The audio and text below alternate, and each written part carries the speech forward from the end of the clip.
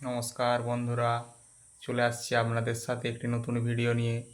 আপনারা সকলেই জানেন গতকাল যে ওবিসি নিয়ে এতদিনের একটা জট ছিল, যে এতদিন ধরে একটা কেস চলছিল, তা আগামীকাল পশ্চিমবঙ্গের রাজ্য সরকার তা ঘোষণা করে দিয়েছে যে আগে যে ছিল ওবিসি মামলায় যে 17% যে চাকরি প্রার্থীরা 17% যে ছাড় পেত, সেটার থেকে কমিয়ে এখন বর্তমানে যে সরকার বিজেপি সরকার ঘোষণা করেছে সেটা 7% করা হয়েছে। এই 7%-এর মধ্যে 66টি ওবিসির যে 66টি, সেই 66টি ভাগ বা গুরুত্ব সেই যে পাবে।